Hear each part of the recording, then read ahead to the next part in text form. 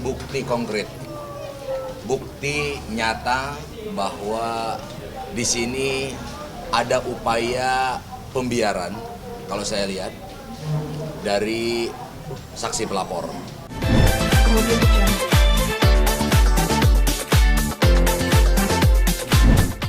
Ini bukti konkret, bukti nyata bahwa di sini ada upaya pembiaran, kalau saya lihat, dari saksi pelapor. Dan kedua, dan ini adalah sebuah potret, ya, potret yang tidak baik, contoh yang tidak baik untuk seluruh warga Indonesia, khususnya dari pihak pelapor atau korban yang merasa dirugikan. Dia sudah berani melaporkan dan menyampaikan ada sebuah kerugian material, akan tetapi beliau sendiri tidak bertanggung jawab atas apa yang sudah dimulainya, atas apa yang sudah dilakukan. Nah, ini saya berharap hal seperti ini tidak terulang kembali, dan tentunya ini semoga bisa juga menjadi bahan pertimbangan hakim juga tadi, untuk betul-betul bisa mempertimbangkan keberlanjutannya perjalanan persidangan ke depan. Mudah-mudahan tidak berlarut-larut seperti ini, dan sesuai apa yang tadi disampaikan oleh hakim, ada ketentuannya sesuai dengan KUHP tadi. Alur persidangan ini sudah ada aturannya, ada regulasinya, yaitu KUHP, dan tentunya proses perjalanan persidangan ini harus sesuai dengan KUHP, aturan yang berlaku. Dan hakim juga tadi menyampaikan, memberikan, ya, kesempatan yang terakhir untuk di hari Senin besok persidangan berikutnya untuk jaksa penuntut umum bisa menghadirkan saksi dengan cara apapun, ya, karena apapun yang terjadi, apapun dalihnya, apa yang telah dilakukan oleh jaksa penuntut umum, jelas hakim menyatakan bahwa itu adalah sebuah kesalahan dan tidak sesuai dengan aturan, tidak sesuai dengan KUHP. Pemanggilan itu tidak sesuai dengan KUHP. Dan ini menjadi pembelajaran juga. Jangan aparat penegak hukum juga merasa benar. Tapi di sini hakim jelas menjelaskan secara detail tadi kesalahannya. Dan tentunya saya berharap itu tidak terulang kembali.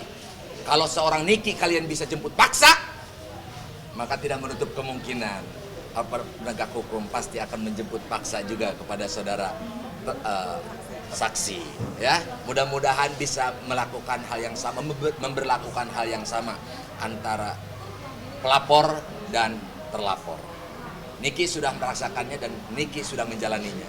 Dan saya berharap apa yang tadi disampaikan oleh hakim juga, bahwa beliau mungkin merasa takut dan sebagainya dan lainnya. Kami bersama-sama dengan Kak Fitri Salhiteru bersama dengan rekan-rekan pengurus pemuda Pancasila, kader-kader pemuda Pancasila berkomitmen siap mengawal berjalannya persidangan ini tanpa ada intimidasi, tanpa ada tekanan, tanpa ada kerusuhan, tanpa ada apapun yang dikhawatirkan tadi.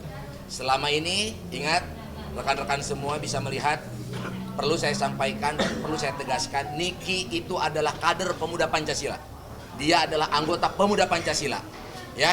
Artinya kami tentunya punya komitmen dan punya slogan, di mana slogan kami tidak sedarah, tapi lebih dari saudara. Satu sakit, semua merasakan sakit. Nah, ini selama ini kami tidak pernah menunjukkan identitas kami tidak pernah menunjukkan loreng kami, tidak pernah menunjukkan yang namanya warna kami.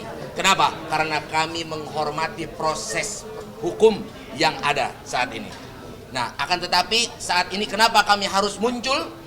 Karena kami ingin berkomitmen mendamaikan keduanya supaya kondusif perjalanan persidangan ini, dan kami akan mengawal semua rekan-rekan saksi dari pelapor ataupun dari korban, akan kami kawal supaya kondusif perjalanan persidangan ini. Jangan khawatir, datang kami akan kawal. Kalau tidak ada yang ngawal, kami yang ngawal. Gitu. Mungkin Kak Fitri, tambahan. Ketika nanti sidangnya secara online, kan saksi korban meminta adanya secara online, gimana kamu? Alasannya apa dulu kalau saksi mau online? ya kan? Fitri lihat nggak masuk akal menurut saya sendiri gitu. Kalau seorang Nikita Mirzani yang sudah dikepung berkali-kali, ditangkap lalu ditahan lalu didudukan di depan hakim pun berani, kenapa saudara Dito Mahendra nggak seberani Nikita untuk sekedar memberikan kesaksian? Jadi kita bisa sama-sama tahu semuanya kerugiannya apa. Kan ada beberapa pertanyaan juga yang akan kita ajukan. Rasanya lebih enak kalau face to face. Tapi kan tadi teman-teman dengar semua. Nikita tidak mau kalau kesaksiannya dilakukan secara online. Dan Nikita sudah menyatakan, ya penjarakan aja saya kalau kesaksiannya akan dilakukan online. Artinya Nikita sendiri menolak ya kalau misalkan? Ya menolak. Tadi kan di depan hakim Nikita begitu. Saya tidak mau kalau walaupun ketentuannya dibolehkan. Tetapi lagi-lagi ya, ini kan kasus sudah membuat geger se-Indonesia. Saya berharap sekali untuk saudara yang melaporkan Nikita gentle lah dan kasih muka lah kepada aparatur negara yang sudah benar-benar menegakkan keadilan buat dia. Menegakkan keadilan buat dia. Jangan sampai dimintain keterangan pun tidak berani datang atau dengan alasan apapun. Tadi Bang Haji sudah berkata, sudah bilang, jangan takut, jangan khawatir. Ini teman-teman semua di sini ingin mengawal sidangnya Nikita agar kondusif. Jadi santai aja lah. Diserang baik-baik kok orang. Dia berani melaporkan, berani juga jadi saksi ya? Oh Iya dong. Iya dong. Iya dong. Ini ingat, perlu dicatat ya oleh teman-teman semua. Yang terdakwa ini perempuan ya. Jadi tidak ada reason ya sampai takut. Ingat, yang jadi terdakwa ini adalah perempuan. Ya, bukan laki-laki. Dan dia adalah ibu dari 3 anak. Apa yang perlu dikhawatirkan? Jadi kalau hakim mengatakan ini khawatir mereka takut segala macam, itu udah jelas. Tidak masuk akal. Menurut saya. Saat ini what the reason? Apa alasannya? Alasannya sakit gitu. Apa? Alasannya sakit. Kan tadi sudah disampaikan. Kalaupun memang sakit, jaksa penuntut umum harus tahu di mana sakitnya, di mana dirawatnya, Surat keterangan sakit yang baru, apa, ya. surat keterangan tidak ada. Artinya hari ini tidak hadir, itu jelas tidak ada keterangan yang jelas. Karena masih mengacu kepada surat yang Senin kemarin. Nah, artinya di sini jaksa penuntut umum jangan tadi dibilang katanya maha benar, maha tahu. Tidak, harus betul-betul tahu dan harus betul-betul melihat dan mendengar secara langsung bahwa beliau, saudara saksi, betul sedang melakukan sakit. Masa semua saksi sakit, semua saksi tidak hadir, semua saksi punya kesibukan. Kalau bicara kesibukan, semua punya kesibukan. Ya, saya cuma minta kita ini punya hak dan tanggung jawab, punya hak dan kewajiban. Hak Anda sudah dipenuhi oleh negara.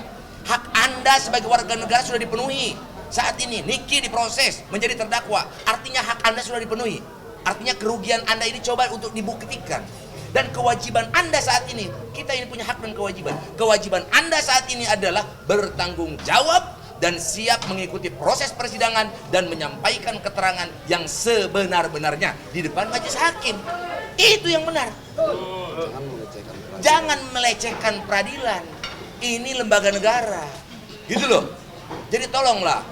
Jadi ayolah kita sama-sama berkomitmen bahwa kita adalah warga negara yang baik, yang patuh dan tunduk terhadap undang-undang.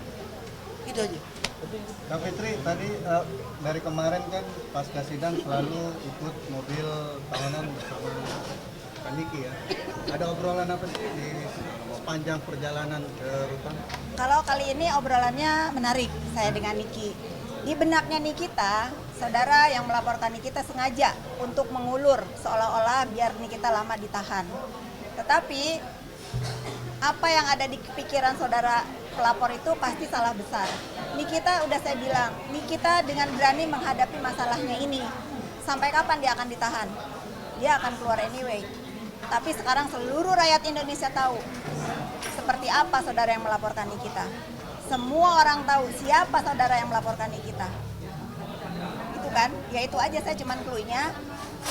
Ternyata selama ini yang dipikir sama saya terutama ya ini berani loh melaporkan Nikita dengan kerugian seperti ini, pasti dia akan dengan berani berhadapan dengan Nikita dan majelis hakim. Saya salah besar juga, tapi mudah-mudahan Senin besok saya nggak salah. Mudah-mudahan dia berani datang untuk ketemu sama Nikita.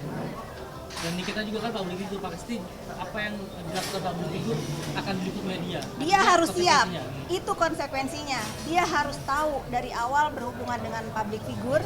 Saya selalu bilang sama teman-teman media, nih kita makan cilok aja jadi berita. Apalagi dia dilaporin sama orang. Iya nggak? Dia harus tahu, dan bukan hanya untuk saudara yang melaporkan Nikita, untuk aparatur negara pun harus siap konsekuensinya.